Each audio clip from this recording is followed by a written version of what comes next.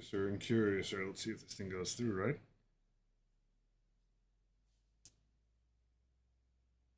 Are we live?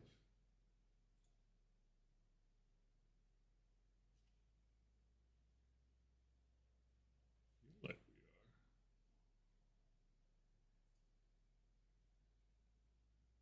are. There we go. A couple little hoops to jump through. Uh, so, anywho, where are we at? Played a pretty good. I dust myself off here. Uh, Pretty good game of 40K last Friday. Lost. Great game. But I realized I needed more terrain, so I'm starting to build some crap. Some more cathedral stuff. A couple smaller pieces that block line of sight. Spots where people can jump up top. I did see that you found it. So on the Discord, that other auto is my other account when I'm doing work stuff. I did see that. I'm psyched for you. It's a great box. Not gonna lie, I kind of want it myself now. But not gonna get it for a while. But you are all set. It's a good combat patrol. Like if you're gonna take that thing in the field, I should look up the rules for it. But that combat patrol's got some juice to it. I'm gonna put a little bit more plastic in this. Sticking up this here sprue goo bottle. Yeah, I'm psyched for you. That it's a fun paint exercise as well. That combat patrol gets you. The Death Guard Rhino is at base like not the most exciting looking model, but there's a million ways to spruce it up, and you probably should. It's a very good platform for learning stuff like working with sprue goo or green stuff or any of those things. But you can just do it in its classic green and be cool with that too. I think this stuff mixes up enough by the time I need it. What is up, electric guy? Extra bits. Melting and remelting plastic. That's the gig. This workspace is quite the dusty mess from me running one of these guys on very solid, hard plastic for quite a while. Enjoy the background sound.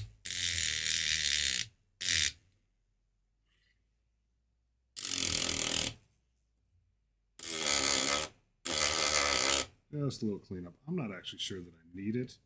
Oh, I am going to need it on these pillars. I should do it after, though. After I saw these bits off.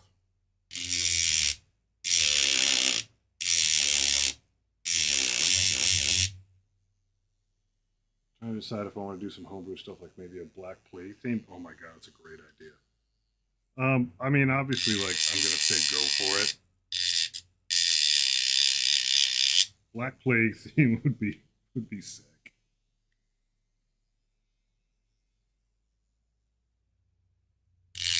I'm doing pretty good. I'm pretty psyched.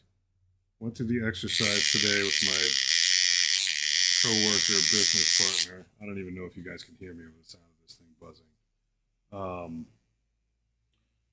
Went through the exercise figuring out how much stuff we absolutely need to do in order to ship our game just into early access. Nothing crazy. So I'm psyched about that. In theory, next week is a very big likelihood.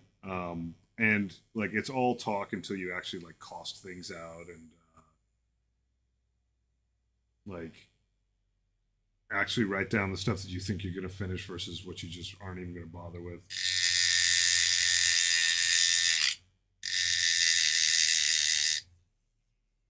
So it feels good to have everything prioritized and all that jazz, which is nice.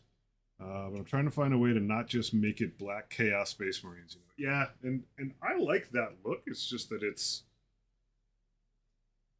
for Chaos Space Marines. So there's sort of a couple ways that you can go. One thing that will differentiate, even if you choose to go with black or like an extremely dark, like kind of like charcoal, super dark gray, um, is that all the stuff that is like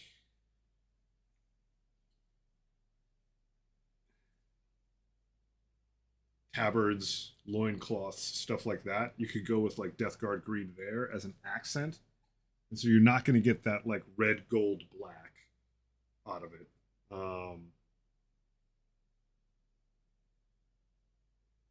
Busy but productive is the Badger. Indeed, you've been super duper helpful.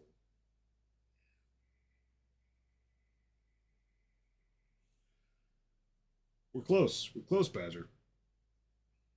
Very, very close. We got some tutorialization to get through. I've got bugs to fix in terms of crafting, but like as that goes, it's not a terribly long list of stuff.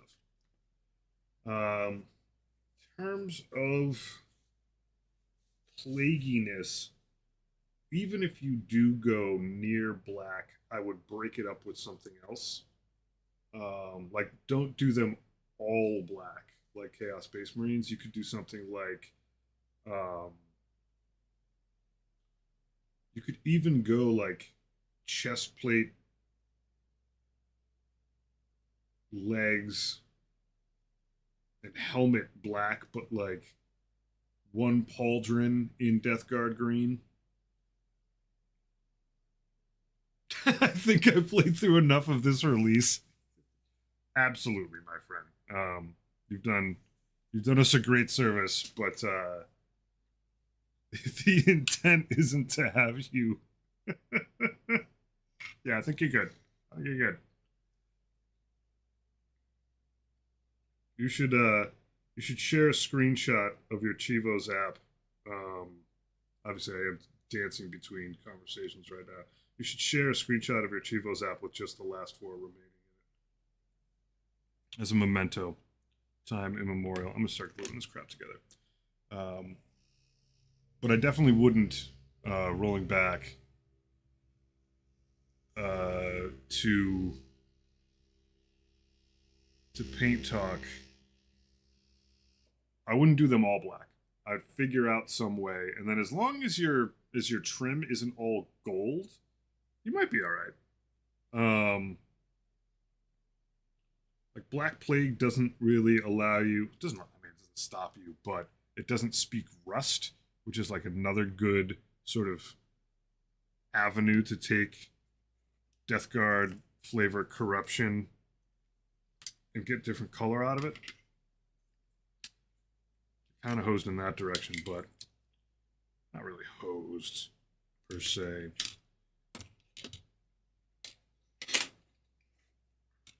If we have to fix something foundational, I am positive. You make a very good point, but I am positive enough that if I summon the need to fix something very foundational, I'll be happy that I did because it was there already, and the summoning just made it apparent.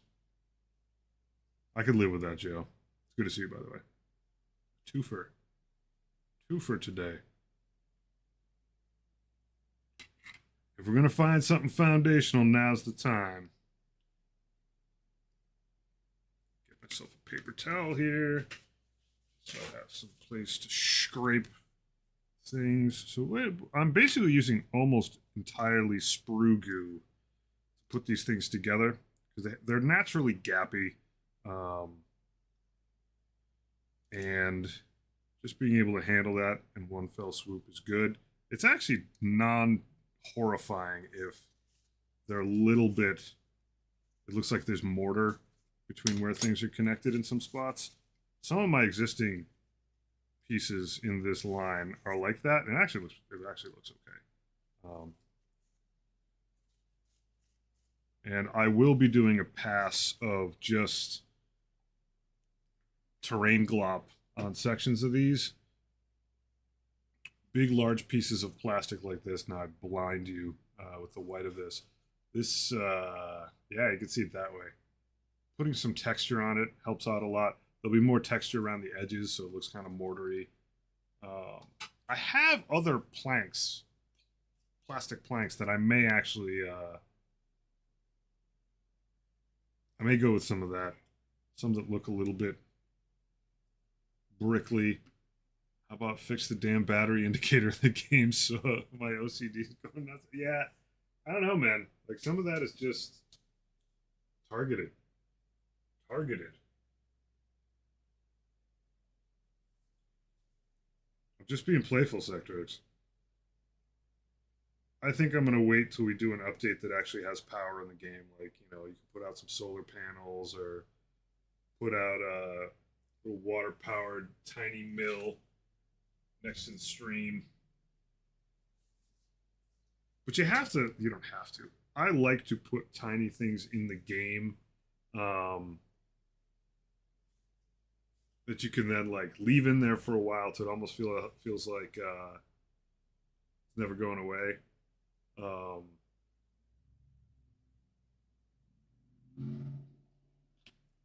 and then make a tweet to it much later and see who notices. Important news from Moth. Anyone who likes audiobooks, Audible is having a huge sale right now. Warhammer stuff is like $5 each. Woo.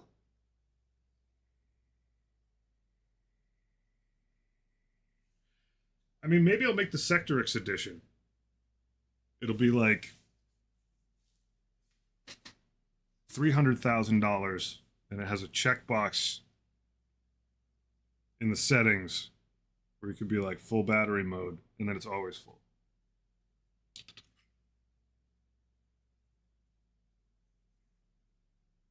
There is absolutely an opportunity there, and I am going to use it. But I'm not willing. I'm not willing to wield it yet. As soon as I find a very solid home, and percent of Chivos is not terrible, but somewhere in my heart, I feel like we'll eventually incorporate power somehow. Maybe let you turn on the radio and change the music. Little tiny things like that. I think it will sell like crazy.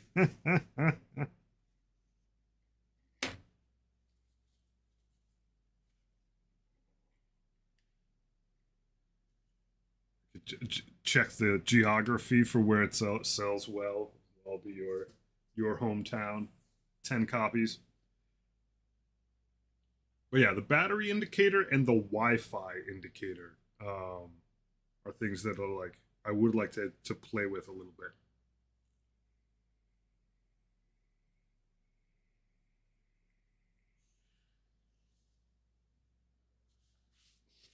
Look, Mom, I'm a DLC.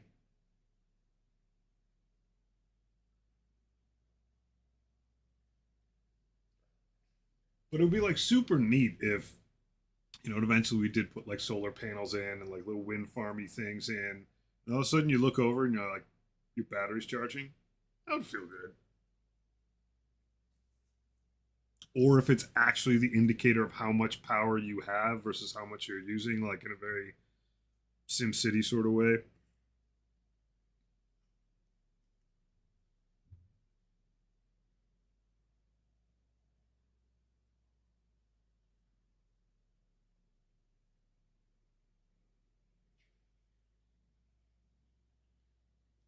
We'll find a place for it.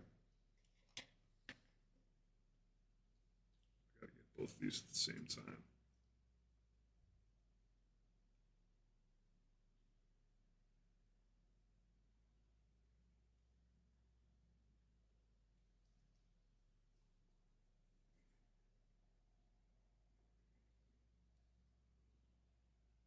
Boop. Boop. Nice square. I will use some Tamaya extra thin so I can properly fume myself. Start having spice visions. I'll use a little bit to thread these guys together. Crack a window open. Oh, this thing is this. I'm gonna see this on the internet. Someone else doing this very soon. Um, my biggest concern was that sprue goo would dry inside of it because you're push pulling so much air through it. Um, but it doesn't.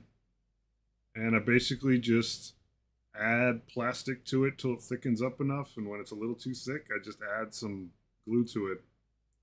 With a bigger nozzle, you're pretty good to go. Grab this window. There we go. Get some lead dust in this room.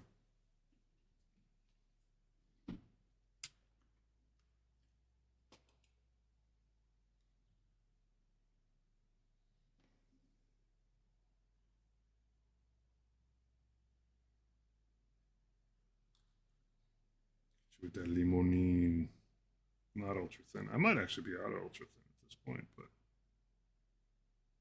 limonene is thin enough. And I'm not gonna overly worry about cracks in here. There's gonna be quite a bit of mortar added in places where needed. And up top here, this is not gonna have a roof over the top of this actually. I was gonna give myself a great excuse, but I don't have one actually. This I need to get a little bit sealed up. Also because this is like top face of the terrain, and while you're playing, you're looking down at the top face of it.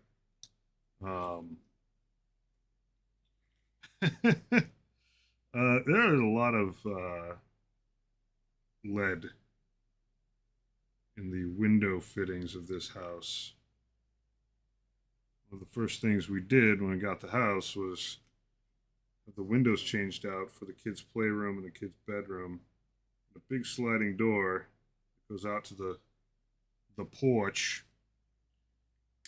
And we just don't open the other windows up. Mostly.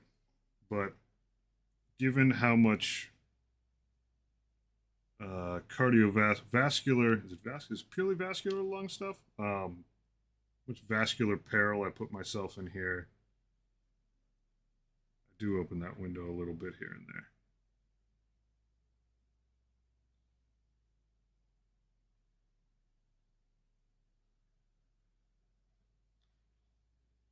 Hopefully I won't have to do that forever. In fact, my priming station is all, priming and airbrushing station is all set up again now.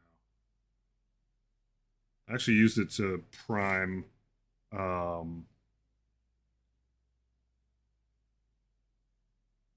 the base plate for this large cathedral thing behind me. The reason is I still have some modular stuff. All the stuff that you've ever seen in those pictures out in the barn, that stuff is all still modular. But I am, after playing several times, convinced that these are pieces that I want and I want long term, and they each require something additional that needs to be glued on anyway. So that roof has to be glued on for it to be a closed space that you can fly on top of. These models are all just structure with a couple little pieces here and there of like broken flooring. So I know this thing. I know I need, this is basically cargo container type terrain. So I know this one for a fact has stuff glued on it. So like, might as well just go for it, glue the whole thing together. This bigger cathedral-y thing, same thing. It's going to be on a full plank anyway. It's got a floor here. I'm probably going to put a second little busted floor there. The stuff that I'm keeping as ruins type terrain, still modular. All those parts still come apart. So that's like excellent question and very like specific answer there. But these pieces, like, I'm adding stuff to them, and I know I need them. I'm not always going to use the big honking church, but I want to use it sometimes, and like, you know, do on a long map, have it be on one side and sort of be like, a Helm's Deep kind of thing with stuff around it. And these blocking closed box terrain things, I know we need them. They don't take up too many pieces. And I also just know how much is still in this box behind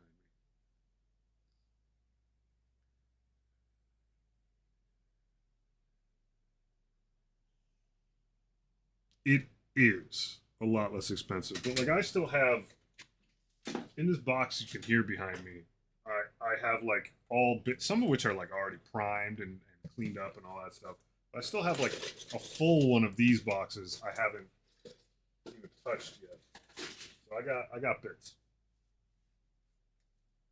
Like I may take what's left over because after I play a couple times, I think I'll be in the spot where I got enough ruins, got enough blocking terrain. Like I might just take the last thing and just make something silly. That is good for photos. Couldn't hurt. Have like one big piece of terrain that like you use every once in a while, but like you put a little bit of heart and soul into it. You make it big, and then you can just put stuff on it and take pictures. Hey, what's up, Mew? Good to see you.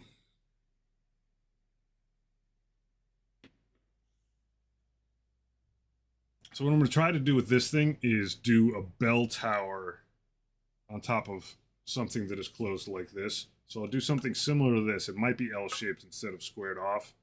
And then put this up like 2 spaces so it's got 8 inches of height. And you can get the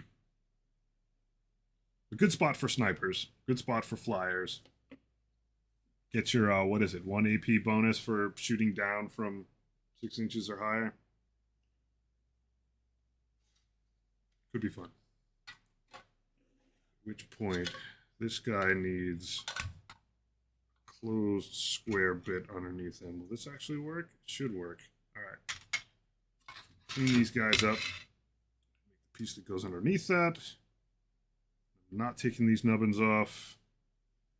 They're actually structural. I will almost certainly... Oh, I don't have to. I was going to say I might need to take these nubbins off, but I don't. There's caps for them that I can use that'll actually look really good on there. So what was the piece that I did need to snip? I like those. Yeah, this guy. Super industrial snips for the first cut. I did break a set of pretty decent snips on these bits at one point. I'm using GW standard snips for the final cleanup of the main nubbin. But I'm using these like jewelry snips for the first pass. But I broke a set of God Hand snips trying to use them on not even the first pass at one point. So I'm a little more careful now. Side note, I like how the 40K universe calls their architecture Gothic when it's actually not Gothic. Yeah, it's more Baroque. It is more Baroque than Gothic. And that's a pretty common I guess malpropism, like using the wrong term for something. I think in toto, it's like, it's modern Gothic. Like a lot of people that are like, I don't want to say a lot of people that are into goth. Like that's not my point. It's just a lot of representations of Gothic are actually Baroque, and a couple other little periods here and there. But now it's all gotten wrapped up. The 41st millennium, they don't get all the names right. And nerd. It's true though.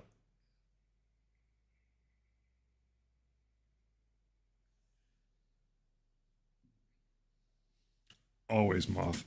That's a very high compliment from Garot.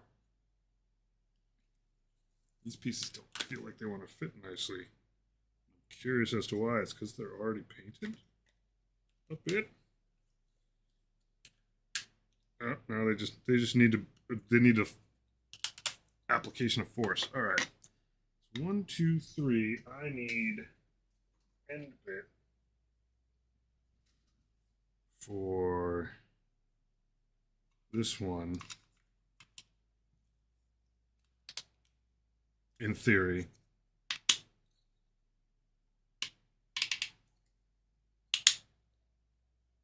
This is the right place for nerddom.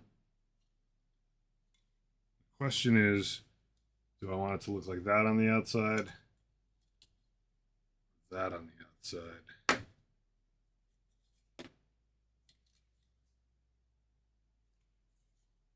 It may be a matter of how these pieces are connected, because I don't have a complete set of ones that don't have those holes in them.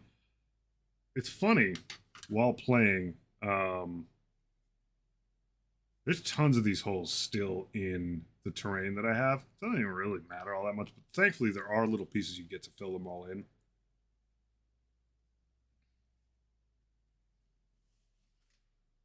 No heresy. Out of the sigilite may die on that chair. You will do good. That's good stuff.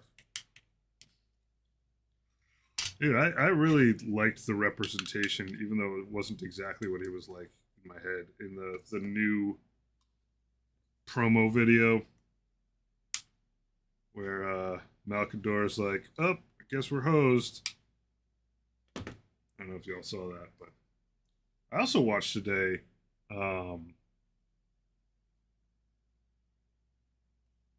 like, what was it, was it Kill Looper Call?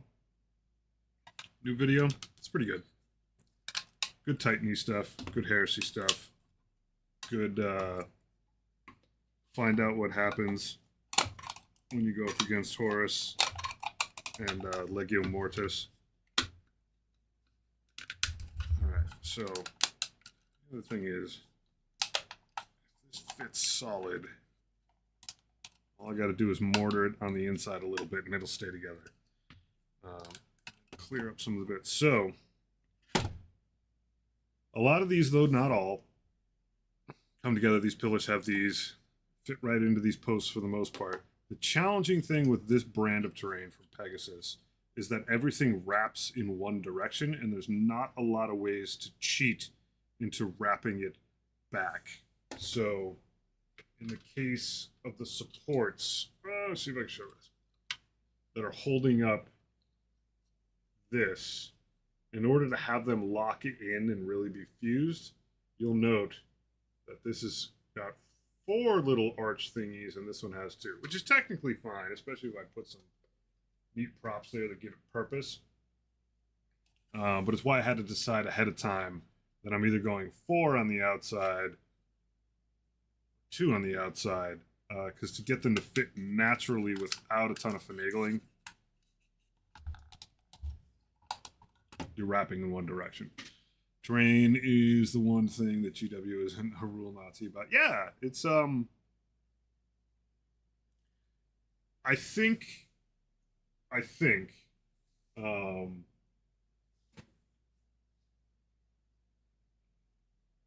the game would almost be not playable if they overdid it.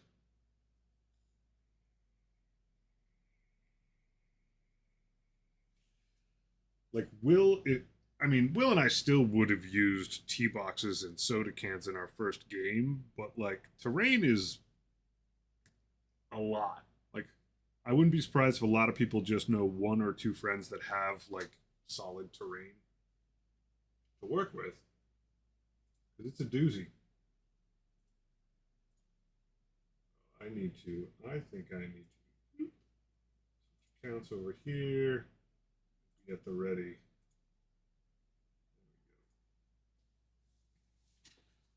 All right, so now, in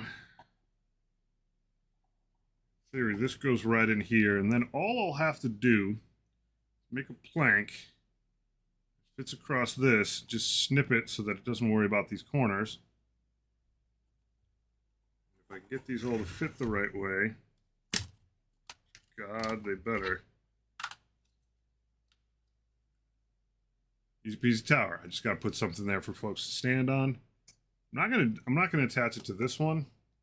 But you can see, like, that's pretty cool. Little sniper tower thing. It's good. It's thematic. Take this off for now. And on the inside layer of this, use the magic tube. Let me just give it another stir. I added more plastic to it It may be a tad thick right now. I might add some limonene to it and send it back out again. Being fairly judicious with putting the cap back on it. Not judicious, diligent. Oh yeah, it's the thick stuff. And it's in here and it's going to be capped. This is how it's being fused together, so I can lay this stuff on a bit. The extra long nozzle on this is a lifesaver. You just get in there. It's like, pardon the turn of phrase, caulking a bathtub. And you use basically the same principles. Like, if it needs to be super fine, like this is all, I'm doing structural. It's no joke. I mean, he's got, so the other thing you got to think about, those, what is it, Pioneers, the bikes, they fly. They don't just hover. They have fly. Which means like, he could have been flying bikes all up and shit. What's funny about this though, if you think about both armies, is there's a lot of move 5 units, and you need 4 inches of move to get up the side of one of these. Oh my god, they're so good with fly, so good. So they don't make a desperate escaped roll when they peace out. When they fall back, they're just like, later nerds. So good, and their ability to come back. This last game we played, we really had to dig into the rules around I will check that out in one moment. I really needed to dig into the rules about strategic reserves and how it's different than deep strike. There's a weird Venn diagram around it, but I never fully understood regular old reserves, and I was playing the Death Guard detachment that gets Poxwalkers, 10 Poxwalkers, bonus ones, send into reserves at the top of turn 2 and turn 3. And the whole turn sequence of where you can place them that way, like Deep Strike is basically like, well, you just use whatever your Deep Strike rules are and you're good to go. Or you could use strategic reserves ones. But there is an enhancement on, I put it on the Bell guy, the Blight Lord, where if he's leading Poxwalkers and in strategic reserves, you can play him as if it's turn 3. So turn 1, you can't just move strategic reserves guys in, which is why like one of those rules for rapid ingress is like, hey, you can't move this guy in on a turn where like you have to move him in turn appropriate. Turn 2, you can move them anywhere wholly within 6 inches, but not in the enemy deployment zone. Turn 3, you can move them into the enemy deployment zone. You're still at 6 inches from the edge of the map. So what this guy's enhancement does is like when this guy takes his Poxwalkers onto the map, you treat it like it's turn 3, which means you can go anywhere around the edge. And then once we sort of like meandered our way through that part of the rules, like the bikes made a lot more sense. Because man, you pull those things off the table you can, if they're close enough to the edge, pull them off the table at the end of your opponent's turn. Zoink! And then your next turn, you plop them down. Pretty nice. Like the Will was able to like outmaneuver me a lot with those bikes. What am I gonna do? I got a bunch of Death Guard just like shambling around, even though they're 20%, 25% faster than they were a couple months ago. It's 5 points of movement.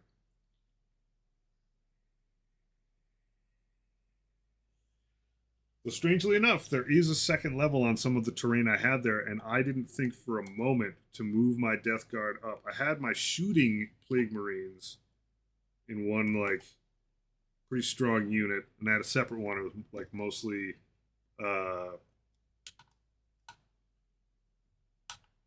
melee in my other one. I actually split them out. I normally do mixed units, and these guys were in terrain, and I could have moved them up, which would probably have given them much better line of sight to the filthy short mutants I was fighting.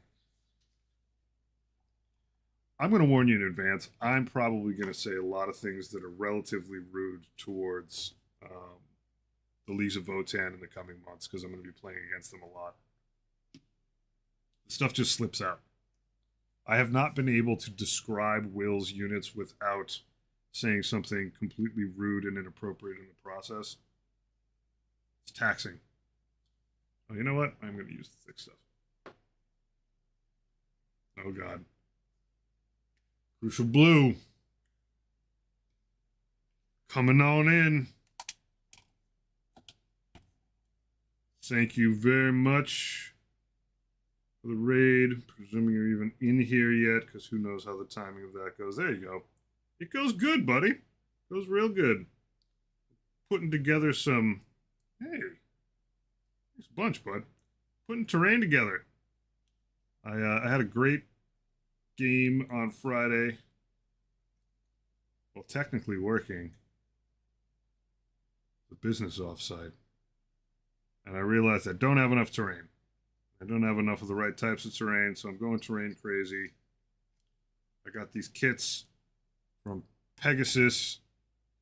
My Death Guard lost 45 to 41 to my buddy Will's little short, angry, mutant, grudgy guys.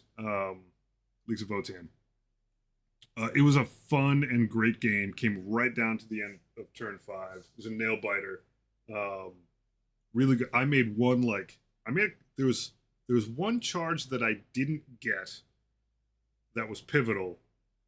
Not much I could have done about it. Rerolled it also. It was a reasonably high one, but one of my units was had a movement debuff on him from some stupid dwarven technology that I don't understand.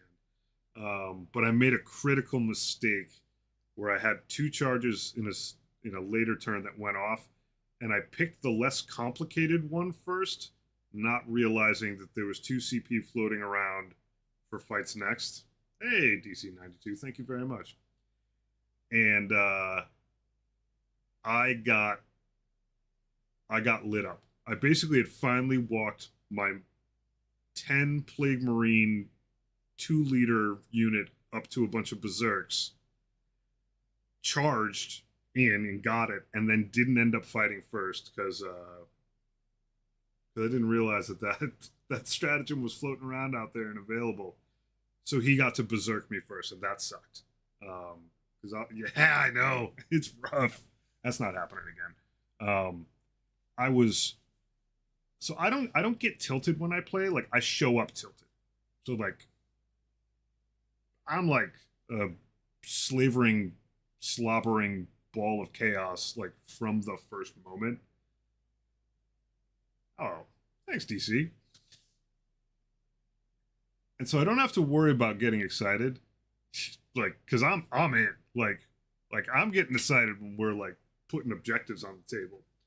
So it definitely wasn't that, and I can operate in that mode pretty effectively. But when it happened, I was like, oh no, oh no, because this unit of Plague Marines was deep with the exact kind of folks you want to be chopping up berserks. And berserks, if they get to hit you first, they're just sexy, sweaty, short guys with no shirts on, hairy chest out there. They need to hit first. And I thought I had it, and I was just like, whoops. And then I paid for it.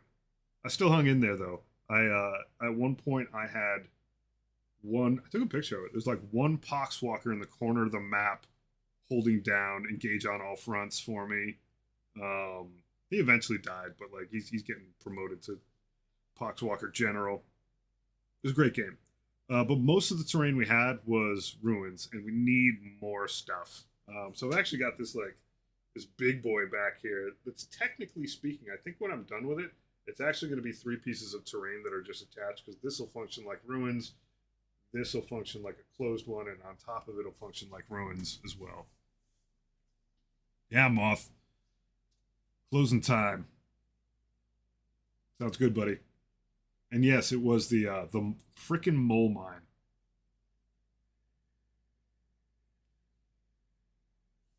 It was awesome. Great game. Gotta be a safe driver tonight. Buick is being dumb. You do that, man. Safety first. All right, so I'm attaching everything here. This is my new jam. Got my sprue goo in a squeezy bottle. A super long tip on it.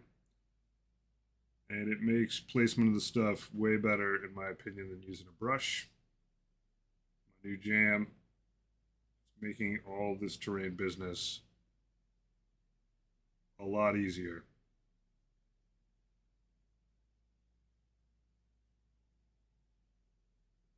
And I'm collecting my little extra bits as I go, and I just dump them back in here, and when it gets too thick, add a little bit more ultra thin and or limonene. Just keep on rocking. Votan are interesting, and like, yeah, they don't have a codex right now, but the guy that I play Warhammer against is like empirically a saner, safer person to be playing a game like Warhammer. He's not conservative, but like he's got a strong Magic the Gathering pedigree. Like he's gonna remember the rules. He was praying, I imagine, under his breath, that I would forget that strategy existed when I started musing over doing the Poxwalker fight first. And I paid for it. I'm tired of being a Horde Army boss. I was pleasantly surprised. I mean, it is aesthetically quite pleasing to be going against an army of shorties. They just need more models, man. They just desperately need more models. The Hackathon gets it done, and he wasn't even playing it kitted out for like anti-infantry. It just had whatever that stupid massive gun on it that's scary as all F. I feel like such a rube. I don't understand what any of the gun names mean. He's got weird beams that converge. It's so good. I'm just like, yo, man, I'm here to give you the afflicted keyword. That's my job. Your high-tech shenanigans.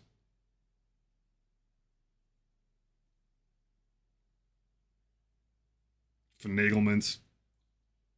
They are fun to play against, but man, the grudges. I think it's good though, because the way Death Guard Affliction works now, it very much feels like a grudge in some cases. Yeah, they absolutely do the grudge thing, and it's nasty. It pays to keep a little bit more of your stuff in reserves if you can, so that they don't immediately grudge the daylights out of everything before anything's happened. You and all the Edakaran plasma beamers hit just right. It's like that. They have a lot of like very interesting weapons that care a lot about specific bonuses at ranges. But we're gonna do a crusade. I'm gonna buy the new crusade book. Hopefully they'll be. I didn't pre-order it. I'm a bum. Wasn't thinking. But I'm gonna get the new crusade book. I think Saturday. And we're gonna do a Death Guard v Votan campaign, which kind of sucks that he doesn't have his codex. Because everybody, as far as I know, in their codex gets like pretty sweet campaign rules. Nothing is safe from my grudge. True that, boo. But those grudges are just like somebody eyeballs you and just like points, and you're like, well, crap. They also have grudges they can put on objectives. That's a pain. But I think we're going to be a good pair, because like I'm trying to add affliction to all these different models, and he's trying to add grudges, and the mechanics around those two are a little different in some ways. But I think what's going to happen is we'll suffer through this campaign as best we can. It's a weird one. I read a review of it. I hate that objective. Yeah, exactly. You know that gas station around the corner? that thing sucks. I always hated that place. That sounds like a very Votan thing to say. Those ruins, F those ruins. Um, which he absolutely did on my home objective. Whatever. Um, oh yeah, the link. Thanks, Mew. Thanks, buddy. All we do in this stream is digress.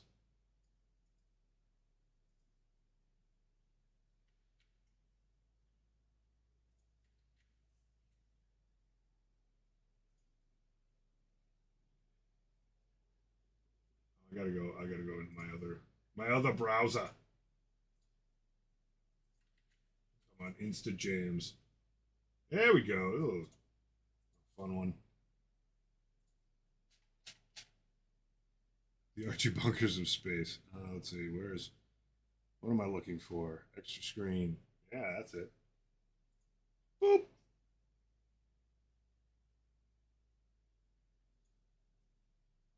That little lass. Ants.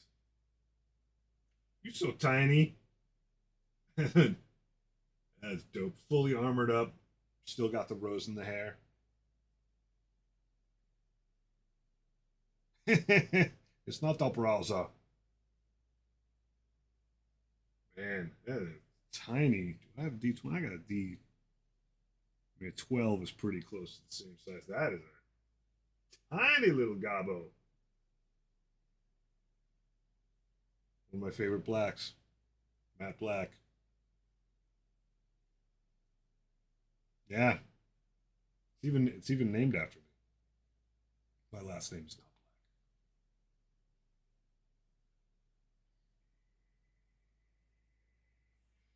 Is the base the rollout foam stuff on it? Yeah, she's itty bitty AF. They're tiny. It's adorable though. Like full plate, big ass mace, cowlick in the hair, rose behind the ear. It's because you're a fanatic. It's not rollout, just spare base. Okay, sweet.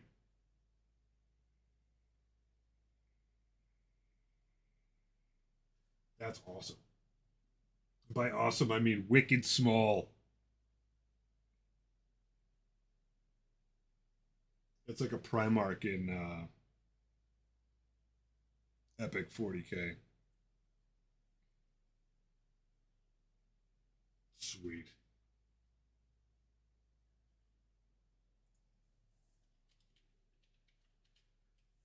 Epic indeed.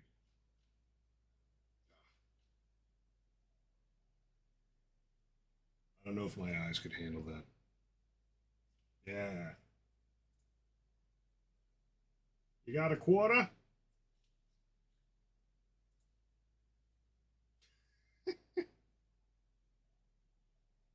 Yeah, exactly. Yeah, epic gas.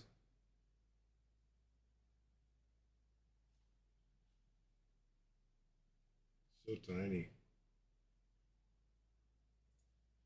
So tiny.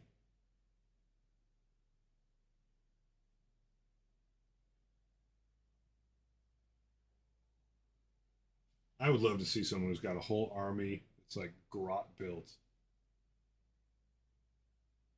Yeah, blue. Same. Like I may it's the exact thought in my head. I may actually be too old to paint at that scale now. Agreed. Agreed. So small. I love it. Looks awesome, you.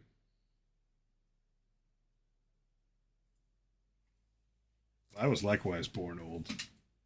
That stuff is tiny. All right. I think we got some caps in here. Am I looking for caps? Fiddly bits. Fiddly bits. I know I have caps.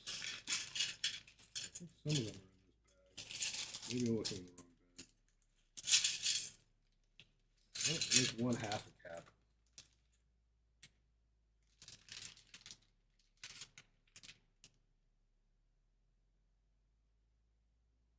So I usually use for smaller ones, quarter D20 for scale. It's so tiny. I love it.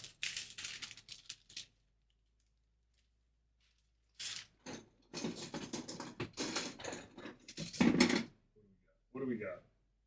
What do we got for bits?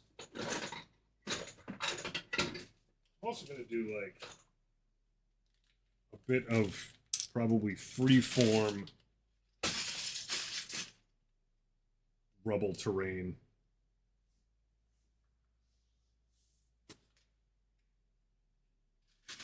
Some knocked over pillars and stuff. Stuff that's like the size of pipes that you often see. There we go. Now we're in it. This bag's got 2, 4, 5. So many bits. I got weird arches. So it comes with a lot of things that look like, oh yeah, these are like little cargoes you gotta clean up. There's a lot of things that have this little base brick-sized shaped thing. Those can all fit in these little holes. And then they have things that are just, yeah, there they are. These little, look at those bits and gubbins. Yeah, these are just covers. You just put them on there, you know, sand down, glop over it. Gubbins and bits, baby. It's a good kit. 2, 4, 6, 8. Who do we appreciate? Croc, croc, croc. It's my career as a cheerleader. I'll save this spare plastic for the melting pool.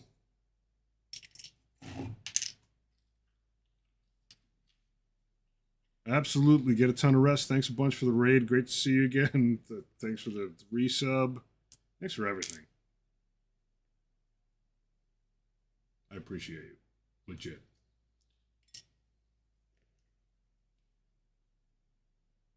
Rest well. Sleep soundly. Or just, even if rest doesn't mean sleep. Sometimes just getting off your feet and not staring at a machine. Some weird nerd painting crap. I'm glad. That makes me happy. I like the fact that this is a good place to wind down at. Speaks volumes about my ability to maintain somewhat of a calm vibe.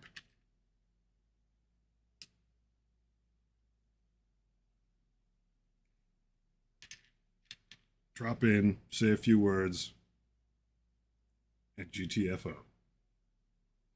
Off into the sunset post stream.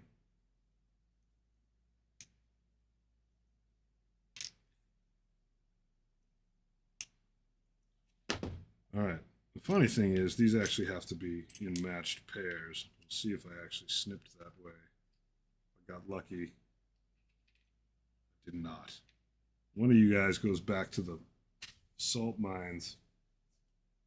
I need to find one of these that's got holes in it.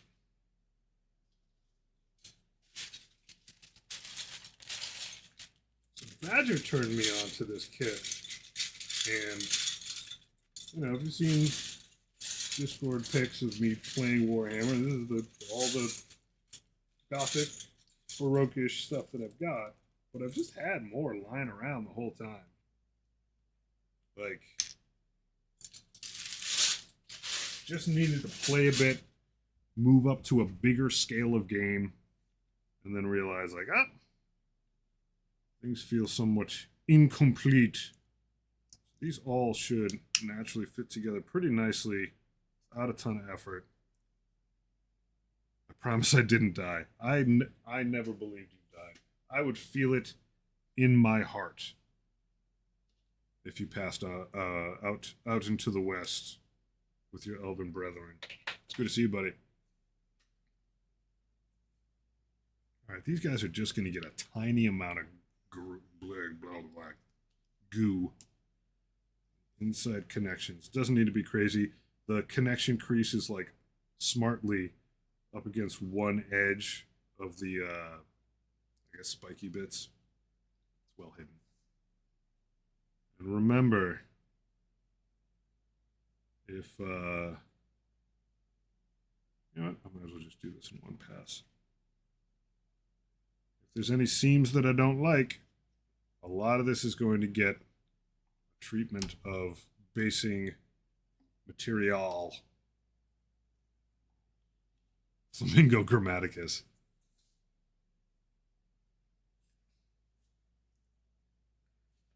Good times, bad times, man. Sometimes when it rains, it pours. You okay? You hanging in there? And likewise, if you don't feel like talking about it, don't. Just be like, yeah, maybe another time. I'm here to just chill. But if you do want to talk about it, I'm here for you, buddy.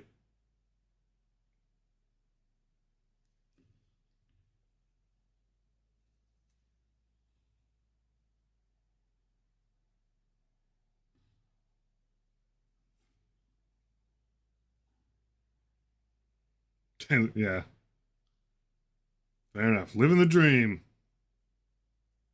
That is speaking my language.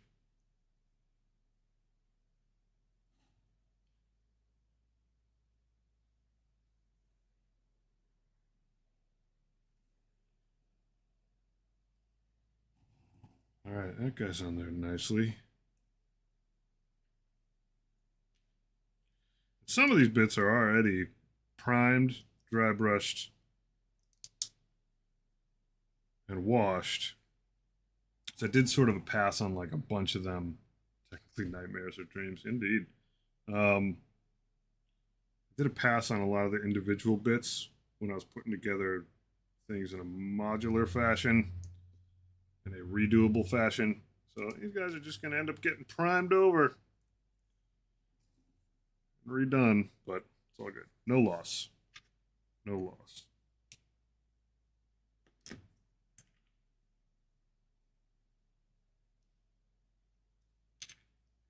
Just hit these guys with a tiny dab in the dots. Now you're catching on.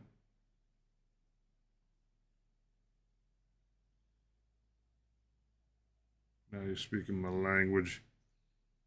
So thankfully, I don't have to saw off these top nubbins. In some spots, I absolutely have to. It's a little bit of a pain. It's not that much fun. And it's not terrible. You know, I've been hobby sawing through them, but it's extra work that like isn't particularly satisfying.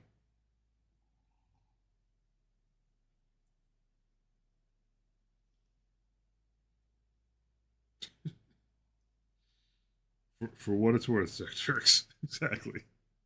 Such thoughts warm my heart.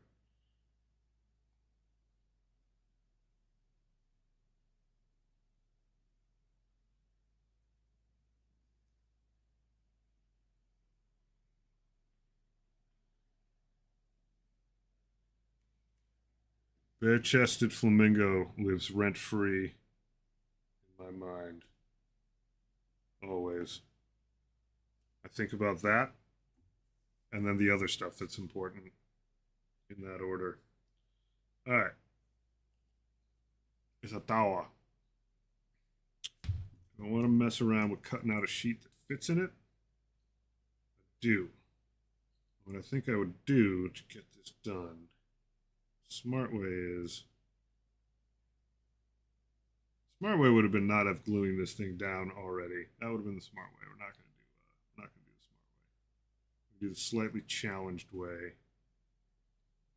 where I measure things and then I cut things to fit. Let's see what we got. Looks reasonably. Like boards? Sure, we can use one of these. Paint this wood-like, sort of.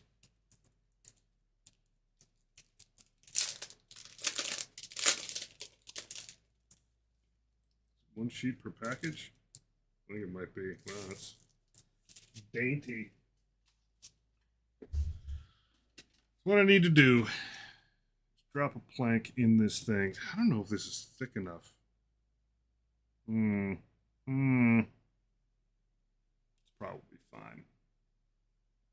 going to be on all four edges. It'll be fine. Whatever. Live and learn. Go to the inside of this. Get that lined up in there. Like in theory, all I need to measure to is go to the outside of that. Boop. Outside on the bottom of this is bigger than the inside.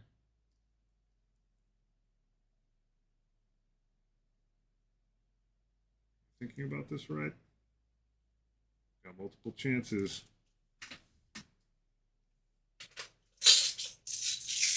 That's not what I thought it was. There we go. Yeah, I got a ruler. They're about 6 centimeters each.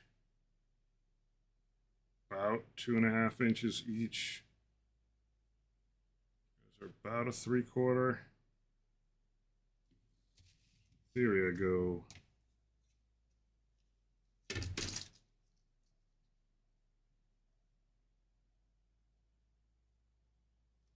need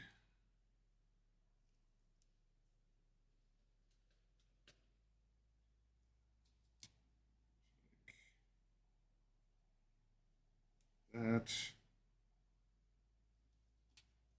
I think I'm going to end up doing this wrong the first time, but it's okay. I haven't done any crap like this in a while. 2.5.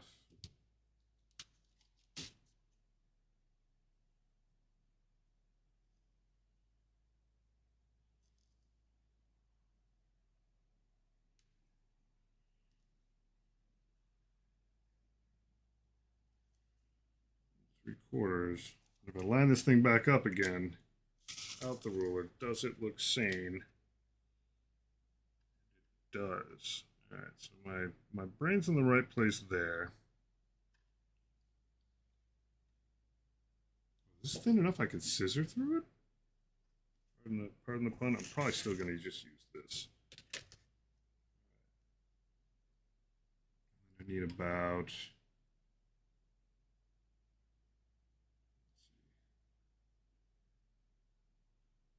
3/8 in.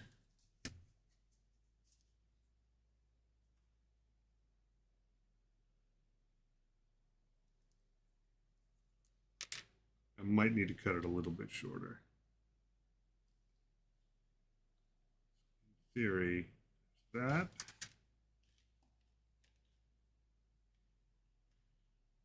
There's. Should probably make some space for me to actually do this work.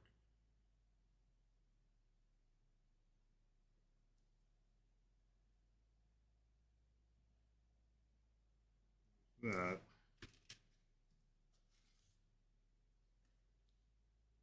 Squared off.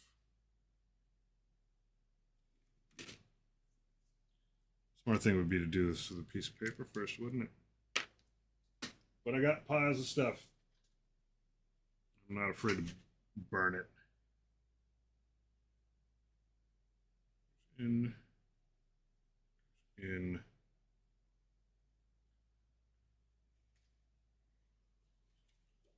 never going to go through all this stuff. Will it be straight? Perhaps not. Are scissors convenient? Deeply. Still don't know if this is going to sit on top of a different plank.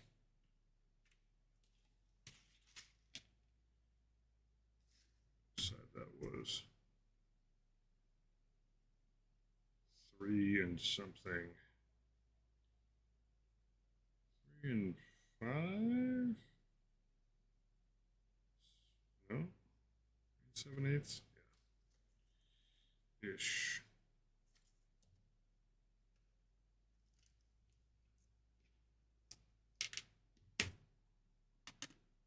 Square it up. Actually, in that groove, is that going to help me work? Sure, it'll be a little tiny, but I think I need it to be a little tiny.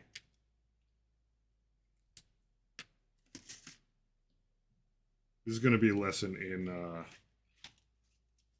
dude, you need to do carpentry again very quickly. This is like as slapdash as I could possibly do it. but we're doing it that way anyway. I know my saving grace here is I know it needs to be smaller than what I'm measuring anyway. I know I'm going to be taking a little bit more off a little off the sides, as they say. But thankfully, this stuff is very bendable. So without taking the corners down, do this over the top. If I do this on the bottom, roughly the size, I got to take down, looks to be about 1/8 of an inch. And if I did it right, yeah, it'd be consistent. So 1/8 of an inch on both sides needs to come down. If it was only on one side, I would know that I'd royally screwed something up. In this case, the error was not royal. It was consistent. All right. So that now fits inside the bounds pretty decently. The main things I got to be concerned about these corners here. I don't got to worry about these nubbins that stick out. Crenellation-y things, I don't know. They're in the wrong direction to be crenellations. But I do have to think about this business there because it does exist on the other side. Right now, if I slide this guy in, big issues are those posts. So I just need to knock those out.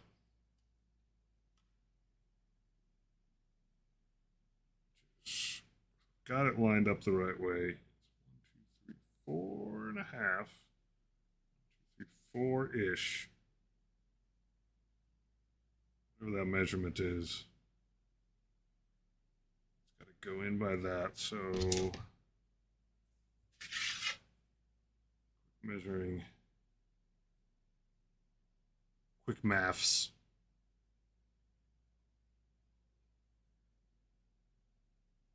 Bet you it's a 1/2 centimeter. All right. Well, if I do screw this up, it's fine. I'm never going to go through all this stuff. I'm going to eyeball it.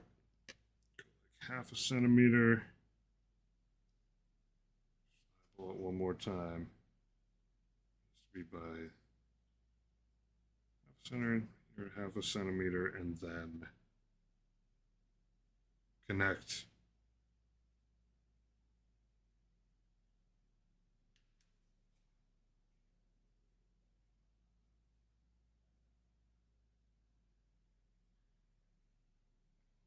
Goes a little long, go boop. Get out a razor blade.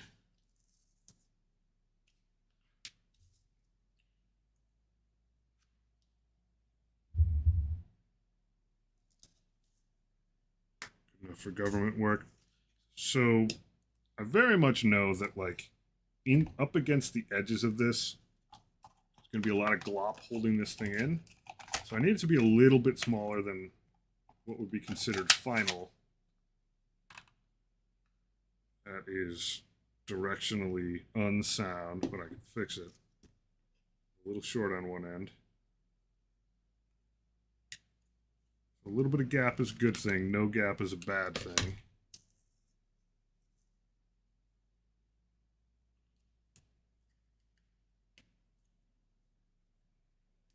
They say you can, always cut more and not add any back, but I do actually need to cut more than I need out of this.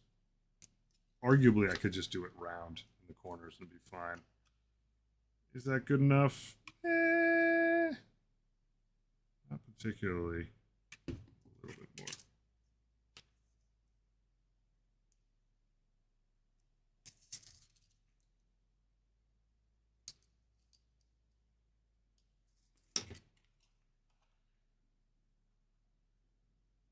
Probably good enough. We'll see when I pop it in there.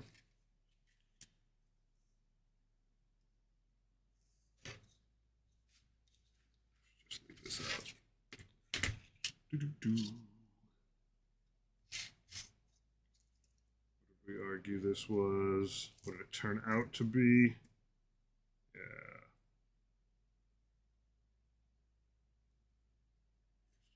There it is about half an inch. With that in mind, should be able to just go Shazam and use the lines down here.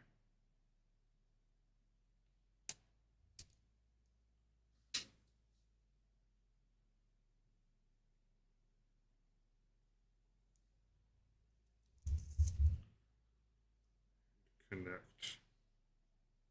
Get a groove in it. Cut.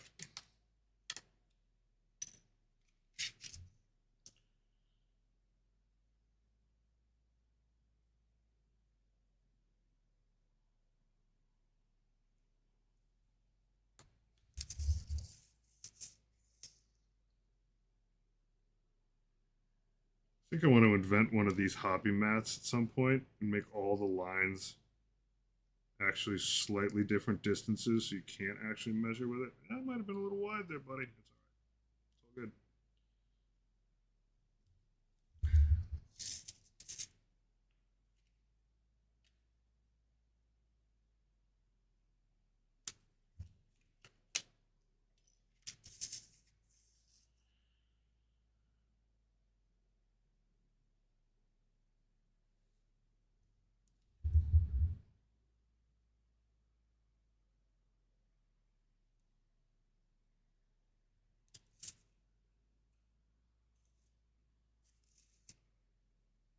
Maybe a scooch further.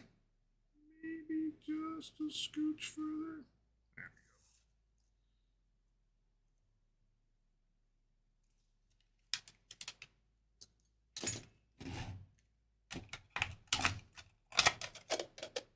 It's close.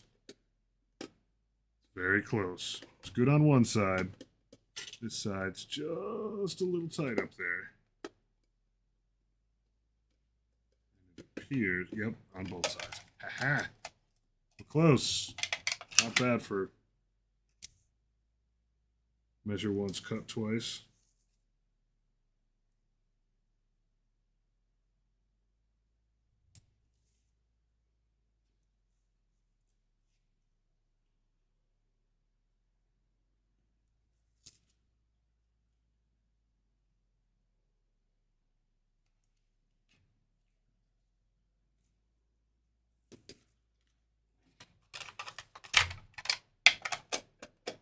Still a little tight.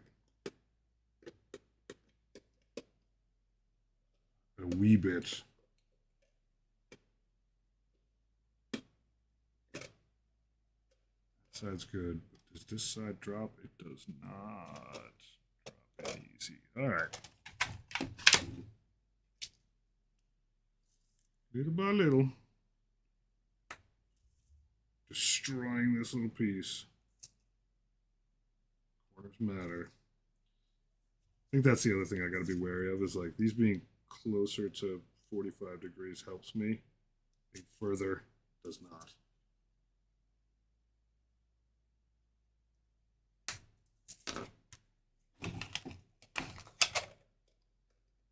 God, we're so close. Almost wants to pop in. One of these am I genuinely unhappy with? This one fits tight. Look at the spot where it actually bends. If I get this piece in first, a lot of it is right on that corner.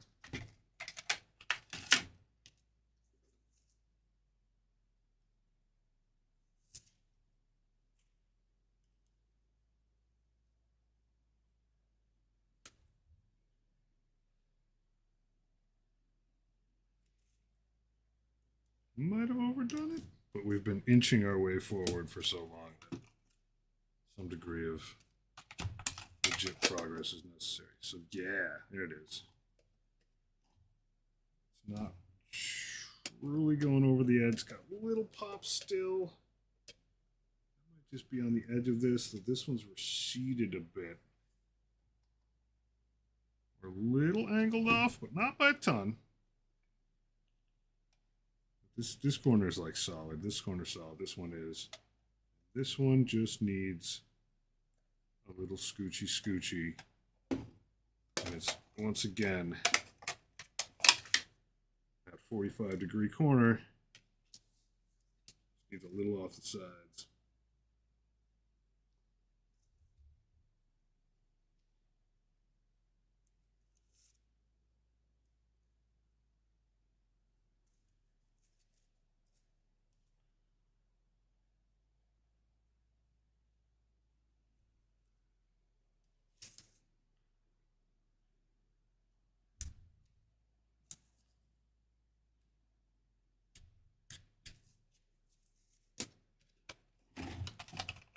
That's much better. Good fit. Is it perfect? Nah. Need to be? Nah. Is one more cut probably in my best interest? I think so. Like, it's in there and it's flat. This edge, a little tall. Knock that out there. Should knock it out here. And knock that out there. Cut.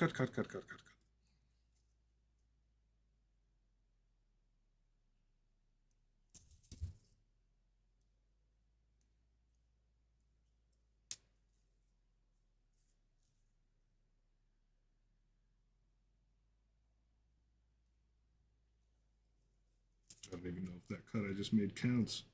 Is that even legit? The reason I'm doing this corner and not that one is I want it to actually spin this way a little bit more.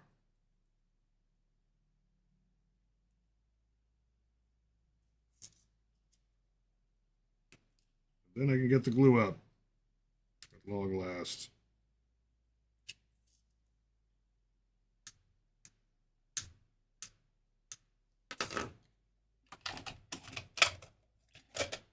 Ladies and gentlemen,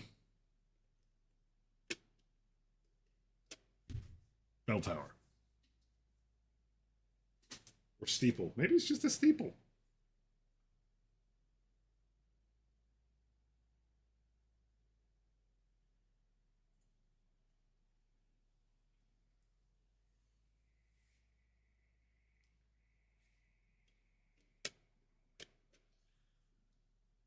Thankfully, this will just be Loctite on this to get this part together. Any bits around the edge that are a little funky will be solved primarily with some extra glop. It actually fits better upside down. I don't even know what side's upside down. This one actually feels a little groovier. I think this side will be up.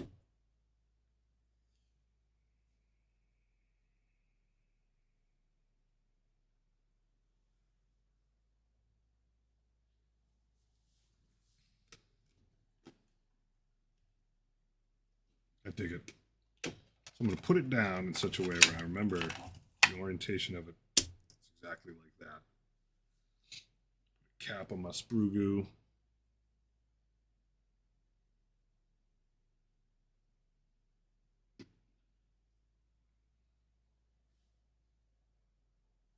Just a little shake.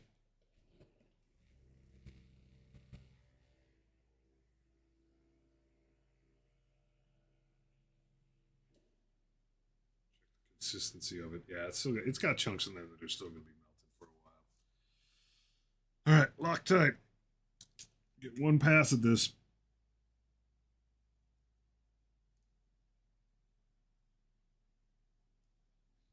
Nice steady bead.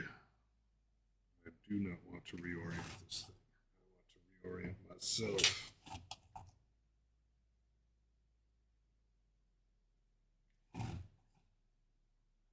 I don't actually get one pass at this. I get multiple passes if I need it. Not that dramatic.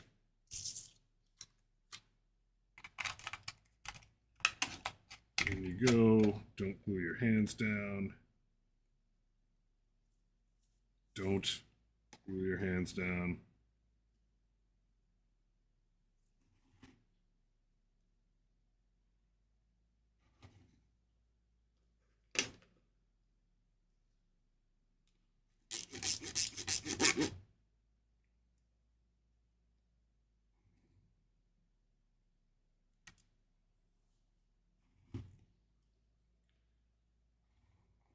One side of this is always going to be a little bit imperfect without pressure. That's fine. Just keep tapping around, make sure that there's no like air gap in there.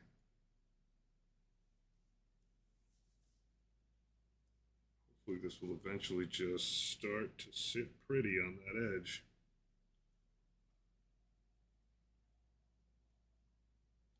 Pretty all right. Not a lot of deformation. Just keep flexing on it a little bit. Just little bits of pressure.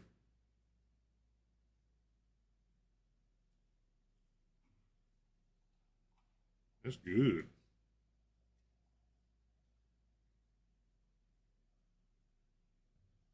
And I'll mortar a bit around these little connections here. Not with sprue goo, but with basin material. All right. I'm going to keep an eye on this, but just let it sit for a bit. Pour a little bit more coffee. Take a load off.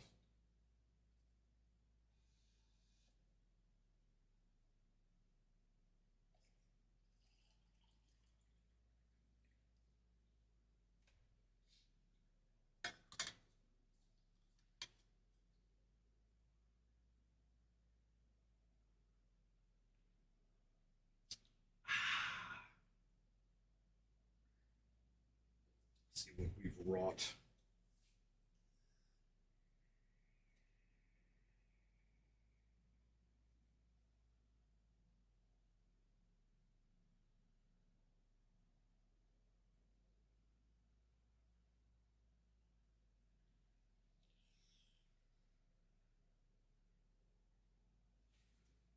I can set this guy. As long as I give him one last look. No weird warping or air coming out of it. Set him aside there. And try to figure out what I'm going to plop him on top of. And I'm sort of thinking I want L-shaped piece rather than just a straight up brick. 10 of 10 on these plastic sheets would plastic sheet again. What do they even have? I do have some thread diamond, which I can use for industrial stuff. Why does it feel like I lose space as I work on projects? Space gets lost. Offset rectangle. Rough rock wall. I gotta get my hands on some of that. Oh, they've even got water ones. That's pretty cool.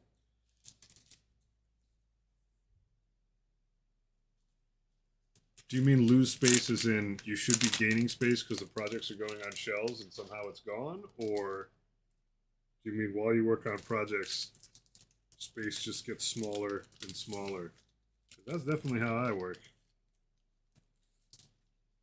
Earlier tonight, this cathedral thing would have fit right here. That ain't happening now.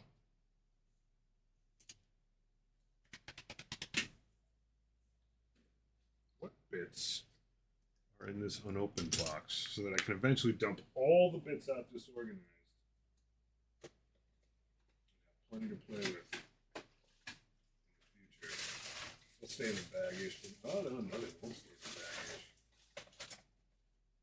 in the baggage.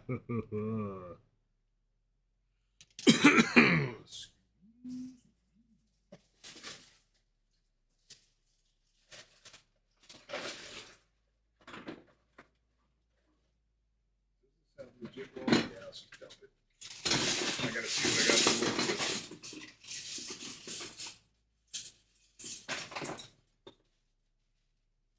Bits. So many bits. So those don't come with a ton of wall. I think these boxes are all auxiliary stuff. Let's see if I have enough to work with. I think I do.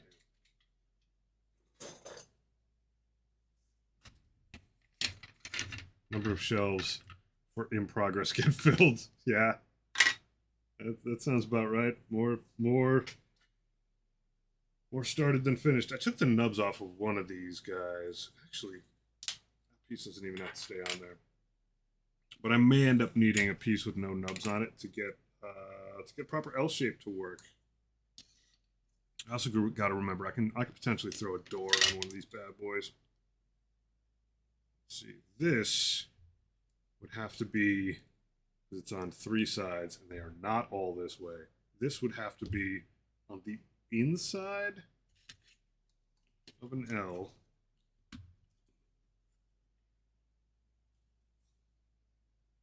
That. And my brain fall apart while I try to do this. That. Like this. I need a twofer out here. Then allow me to do.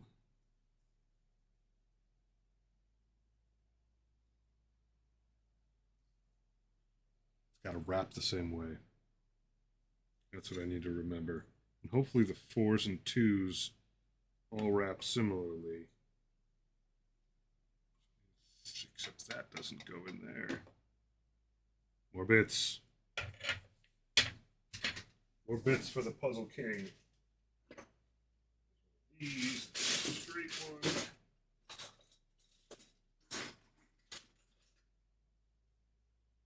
I do have lots of stuff, like weird archway things, that I could still utilize, which I may actually utilize on this.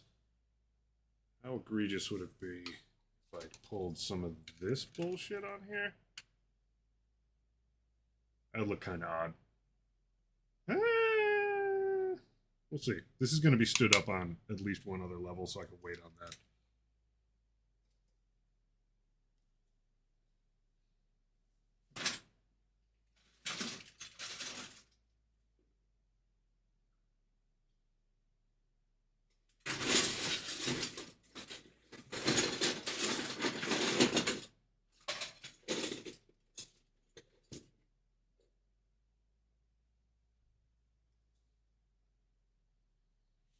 That said, this guy might be going on top of this cathedral. That would look dope. I'll just gently press it on there so it can fall off and get lost later. Just waiting for this cathedral to fall over at some point and be like, yep, thanks a bunch. How are you closed? Alright, so I take this bit off. Proper set of tools to do that. It does not have to be on there. I can get one with an opposing set of holes on it. I'll get that corner to work. It's a funny looking death guard, but I like it. Yeah. For sure. This would be inside. That would be outside.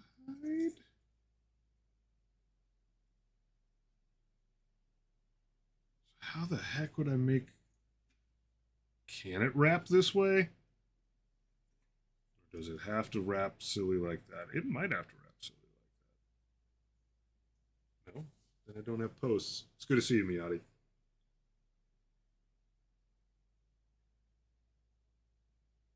Want to make sure I don't accidentally war against this thing in a way that I don't have to. But I do think that is going to end up having to be like that. This would be doubles on the outside, in which case this, not upside down. Just wait till I barf all over all these things, and then we'll be square. We'll be properly death guardy. That goes like that. That guy now needs the same piece. This guy needs a little cleaning. A little cleanup.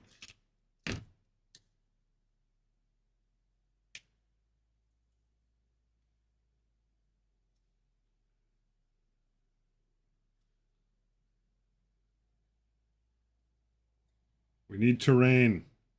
So my death guard can march through broken things. They chase after Will's squats. I'm very curious to see how it turns out playing a full campaign. And I've read that the Armageddon campaign that comes out in a week is like a little wily. Like the missions are very weird, the meta on it, the whole campaign is pretty weird. So I'm curious.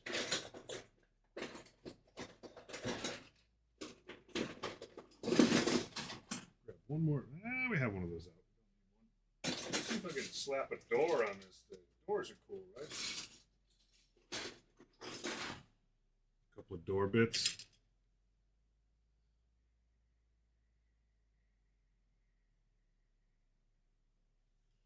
The door might save me. I feel like the door might be a start-end piece. Grand import. A few extra of those.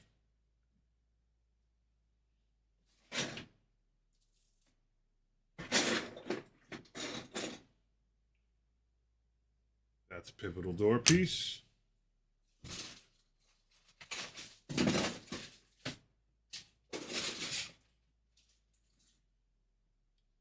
That is a pivotal door piece. Let's get snipping.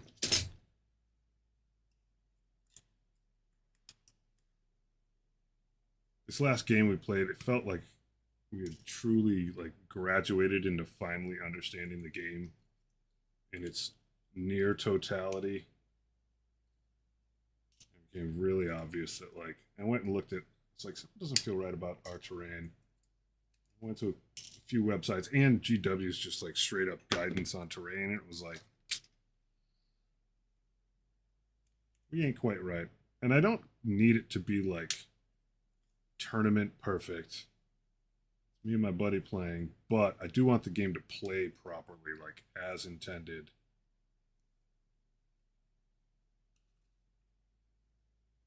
I don't plan on being like, I need trees now, but I'll find you later. But I want enough stuff. Door the first. Door the second, that whole oop. No. You're also an important piece. I chucked you. I almost chucked you not that far. There we go. Clean you up a little bit.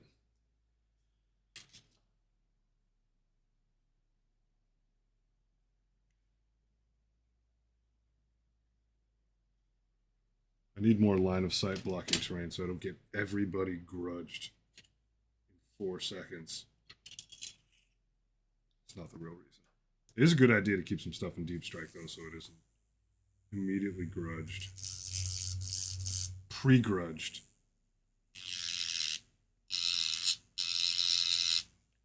Votan's so grudgy that they're calling out grudges before combat even starts.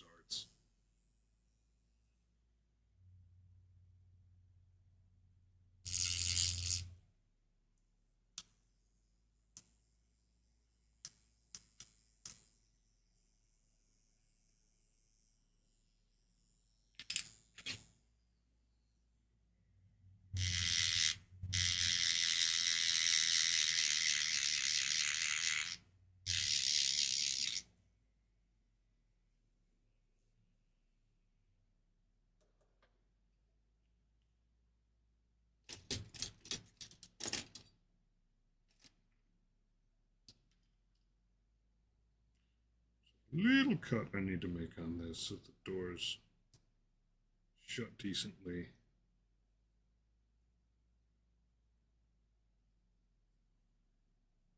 It's a little bit annoying. I could pre-paint these door bits and then like construct the whole door housing thing around it. But that sounds like absolutely not fun times.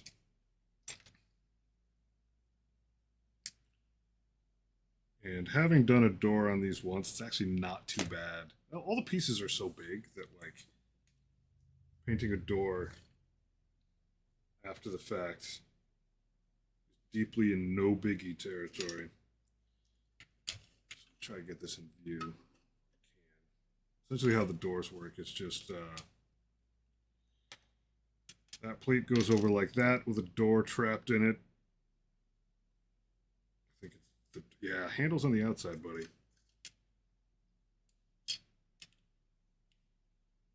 So that snaps in, and when you glue it, you just need to make sure that you don't glue the hinge unless you want it to not ever open.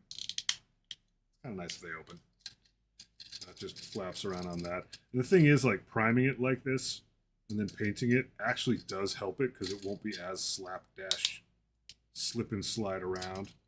On the other side, just gets another covering piece.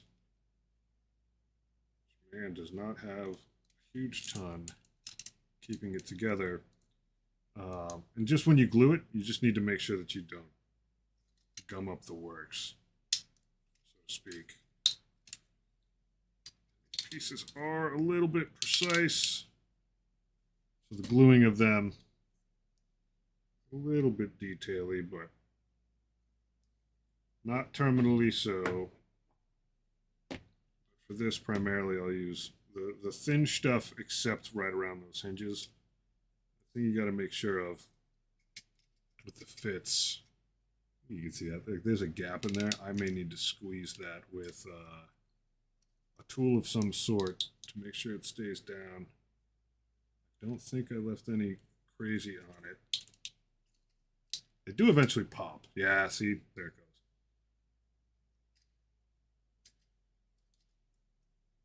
Now I just got to be very careful with the glue on it. It should be all right.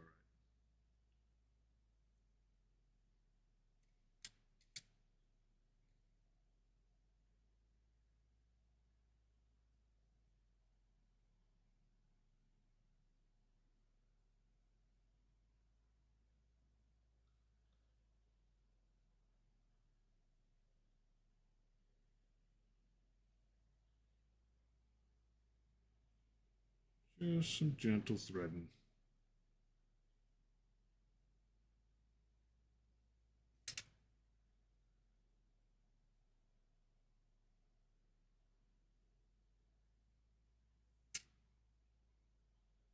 Hit the outside of this just a wee bit. So I want this. I'm not too afraid that it's going to like magically come apart, especially when it's glued to other pieces, but a little bit of fusing because we're doing all this funky door business is a good thing. So I'm only going to go up to about there on here just so we don't sneak past.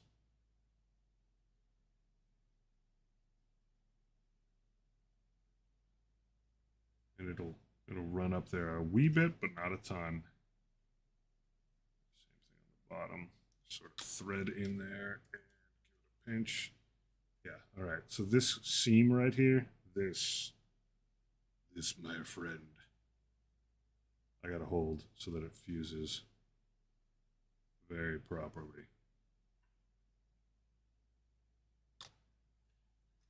Sandwich.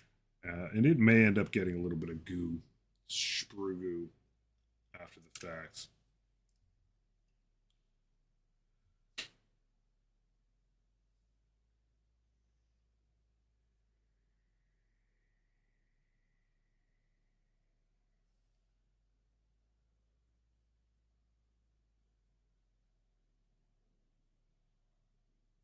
Just holding it together. Every once in a while, it's good to like lay off on the pressure a little bit, get a little bit of separation, then push it back down. So what you're basically doing is just like melting and remelting the plastic in there, turning it into sort of a cement of its own.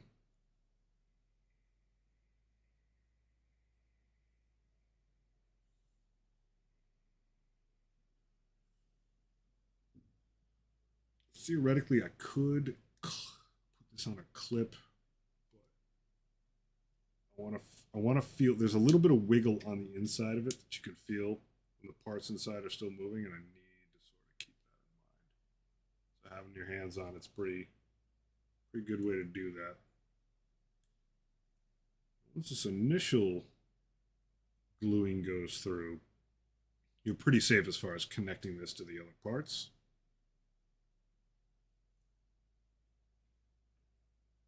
Just going to hit this with a tiny dab more, which will loosen it a little bit. That gap right there.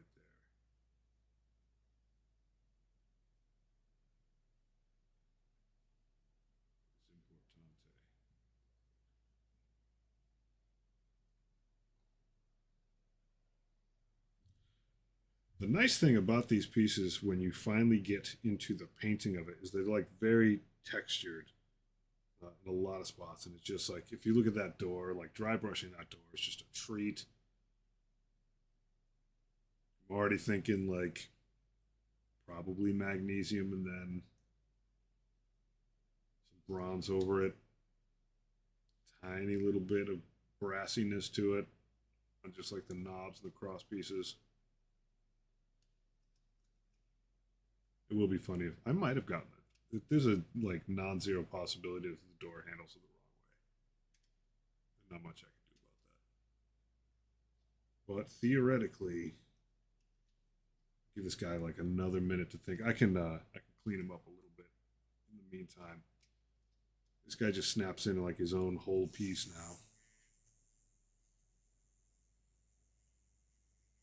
now. I-Man or Amon 66. Death Guard is the best Warhammer 40k faction in my view. I'm a huge fan. I'm about to embark on a crusade with them. They're my favorite aesthetically and gameplay wise. I think they're a heck of a lot of fun.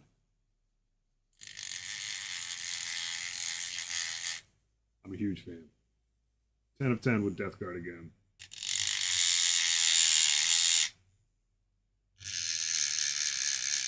How about you? What do you think?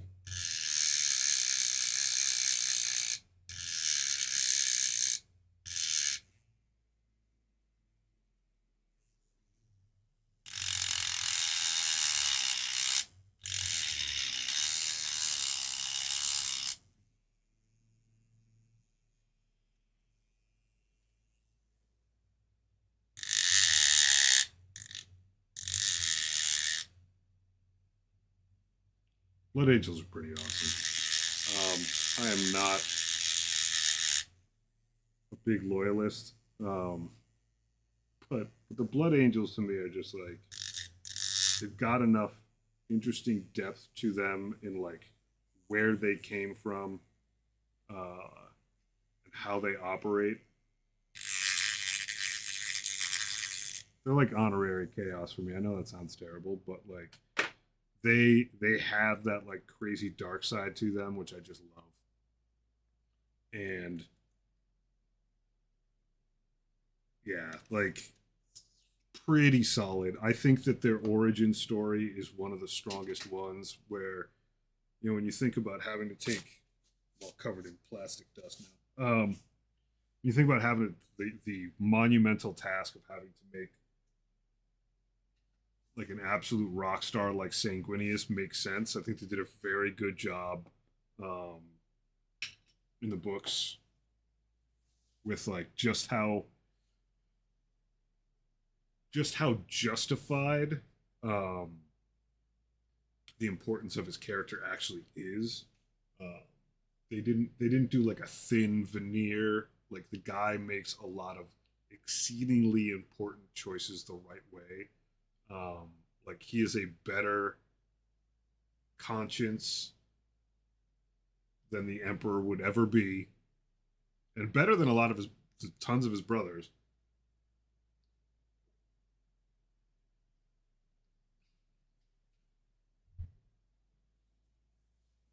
Blood Angels are fun,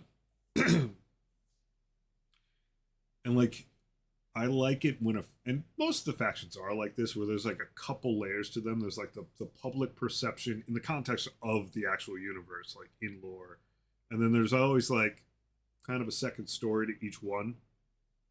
And you know, in the case of the Blood Angels, it's like, oh, Sanguinius, he's a super nice guy, whatever. They're also just like brutal, like come dropping out of the sky, poison everything, like leave nothing behind.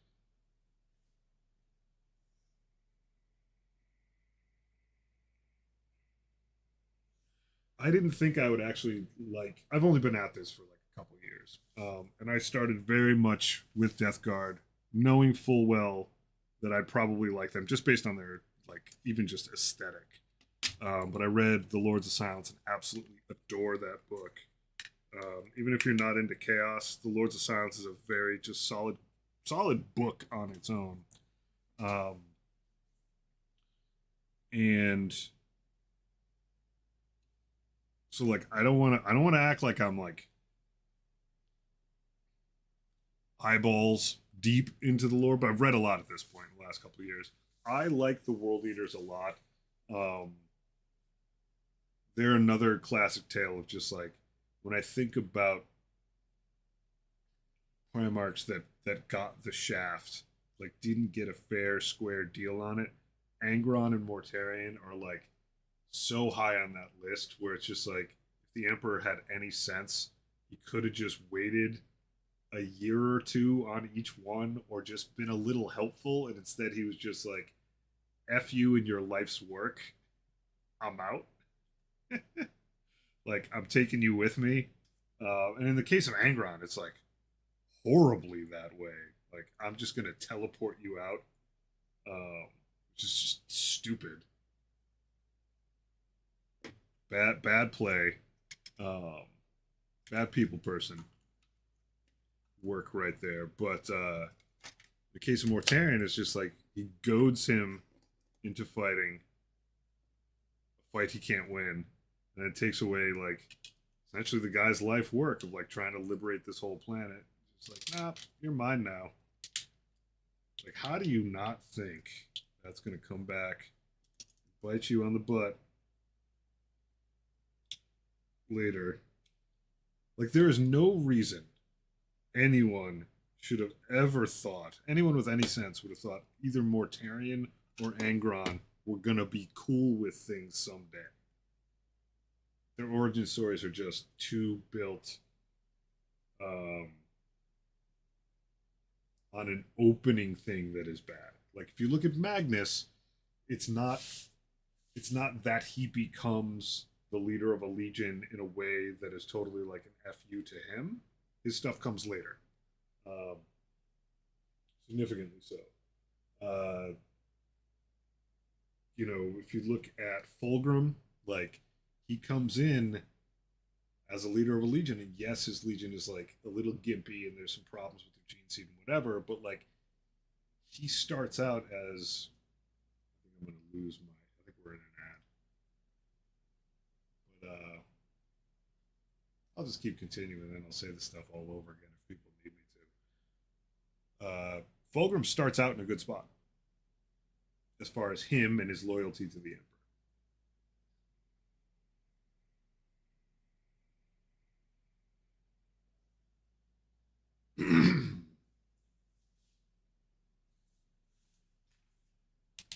Yeah, the Emperor's pretty terrible.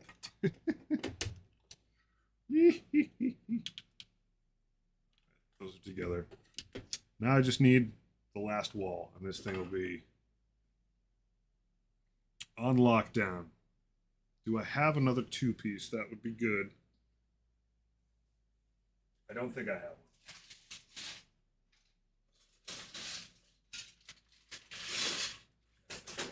I think I'm all down to ones. In which case, probably grab two closed pieces, not two open ones. Well. And the whole roof of this is going to be covered. Well. So this fiddly bit is probably going to sit, boom, there. So that'll all be covered because it's blocked in. So I only need to cover this. Well.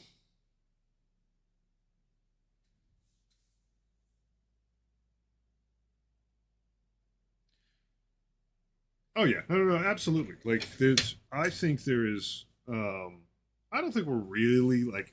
I mean, obviously we could go like crazy deep into the politics, and I appreciate your first step being like, I'm not sure I want to go like too nuts, but the Emperor is very intentionally built. Everything is built with a lot of very good intent at this point in terms of the build up in the Horus Heresy books with like the Emperor isn't perfect in any stretch of the imagination. He's kind of terrible in other ways. Um, the preamble to every book is like, if you live in this world, your life sucks. Very straightforward in that regard, and I like that about it. I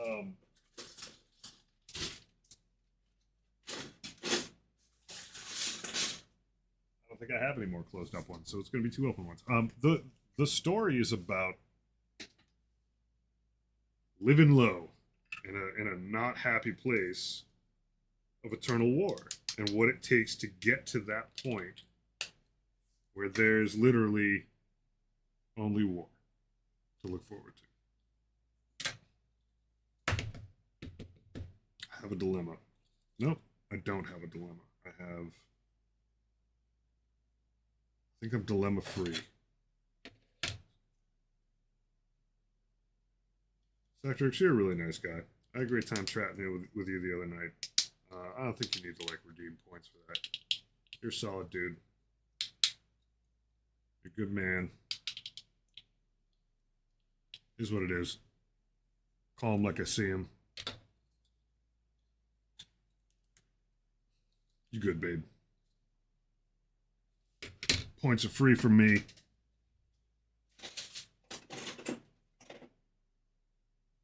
Clean this guy up.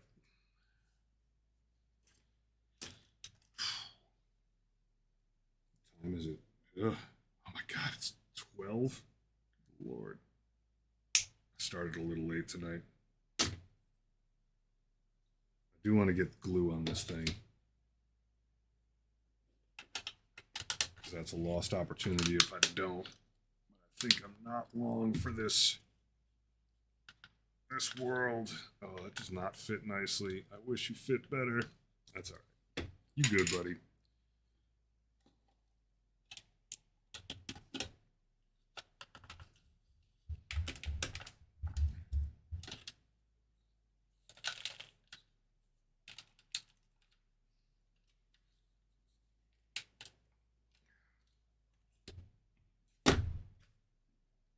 There that goes.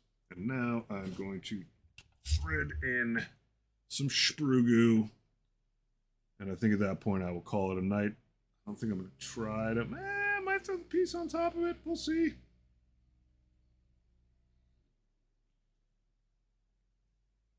I have a big day ahead of me tomorrow. I have a lot of work stuff I got to do. Once again, we're on the inside of the model. And it's going to be entirely closed. So we could be liberal with this connective glop.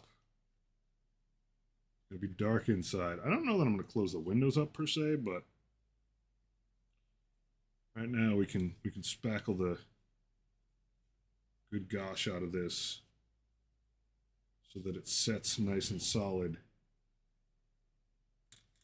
On the outside, I'll be doing a bunch of cleanup on these seams, but if I do that, I'm going to do it tomorrow. Big things you do want to think about when you're doing stuff like this, though, is light getting through. Some of these gaps can be big enough where when you lean down to sort of look through it, and it's very, very immersion breaking to see light coming through parts that are supposed to be connected. So being a little liberal on the inside helps keep that from being a problem. Having this thing in a squeezy means you're actually pushing, you're getting some pressure if you do it right. Pushing some of this stuff into the gap. You can tell when you do, it starts coming out a little bit assertively in some spots. Do I need that piece? Pieces are starting to be like at a premium. Can I skip it? Yes. Can skip it because it's going to be closed. I am going to have to hack these bits off, and there's going to be a piece that goes over it anyway.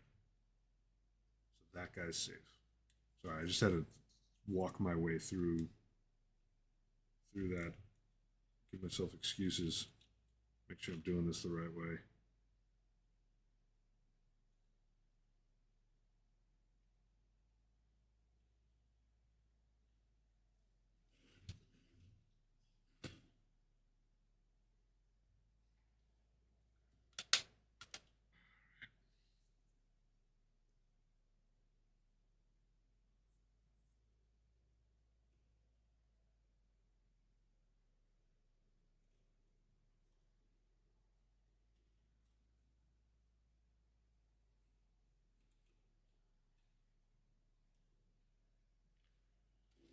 so many connections on this one. I got so many connections.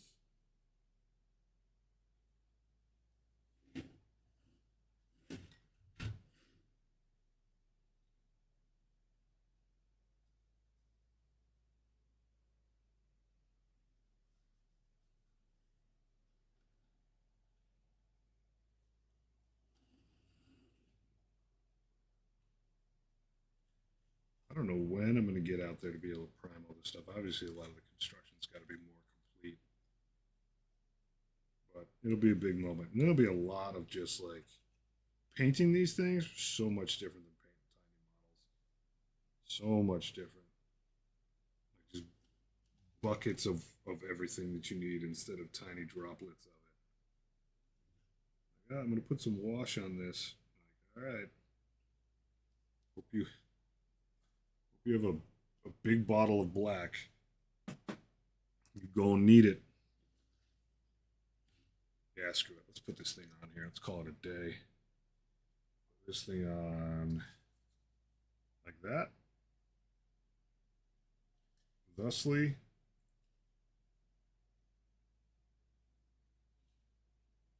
Yeah, let's do it. Feeling daffy. Give me a better sense of completion. Let's hit this seam a little bit. I don't even need to. You don't need to, buddy. I'm calling myself buddy.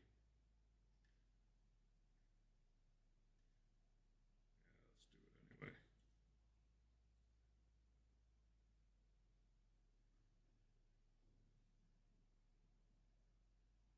Oh, I got this to like the exact right thickness. Glorious.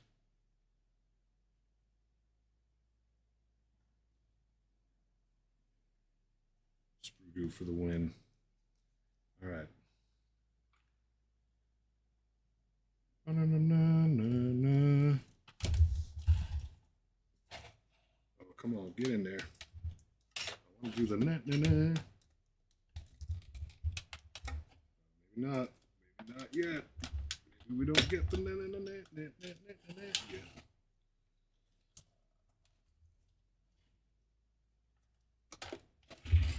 Why is this corner unhappy? There we go.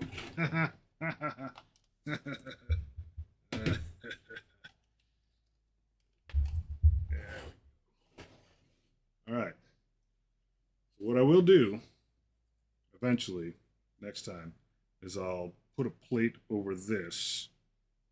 I'll have to actually sneak under that way a little bit. That'll close this up, and then units can climb up to here, and then even climb up to there to take care of business. I'll probably cap these nubbins the same way I cap these if I still have plenty of these. Not too bad. I might be able to do some other BS here. I don't know how the corners work. Nah. Like that won't work with this here. Could do it ruined. I got one of these guys. Cross that bridge when I get to it. All right, last little bit of fun. Be threading a little bit in here that I do need to clean up. And then we will call it a night. Then I go searching my bits boxes for what I need for a conversion project. I mean, a huge part of the joy of this is the new project. We all run into it.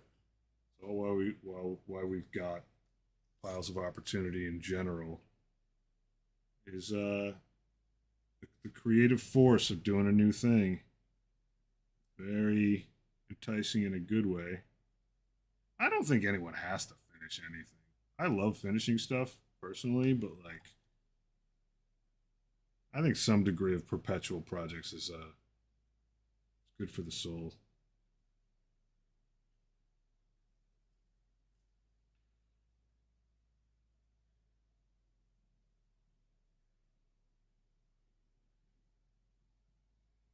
It's good to finish. It's good to start. long as you're having fun with it.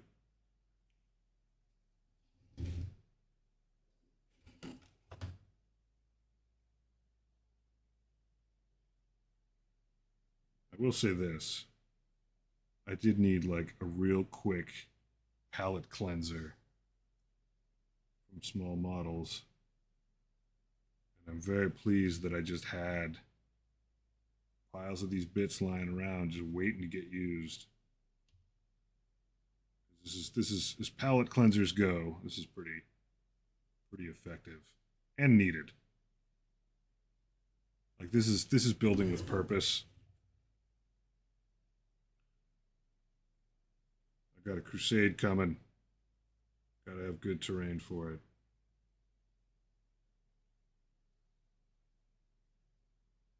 We've gotten to the thin stuff in here.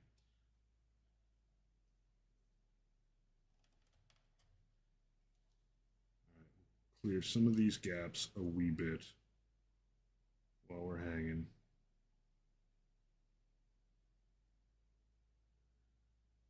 And there is still like capillary pressure on this stuff. A lot of times you got to put a little bit more on the outside so it can actually just sink in. Obviously, a lot of that depends on the thickness of it. But I've definitely found spots where I thought I actually filled it. Really didn't. Really didn't much. Still need to soak in a tad.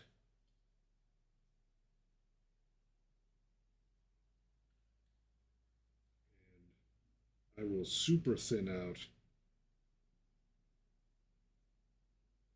some basing material, and a lot of this will just get scrubbed with that, just so there's intervening scratchy bits that are raised so that when you dry brush it, it doesn't look plastic flat. All right, folks, I think we did it. We constructed this whole thing, involved some amount of cutting some fiddly bits, some amount of just putting stuff together. But you know, got that neat floor in. I'll do a panel for the top of this. After I put on somewhat, I think this bit's gonna go.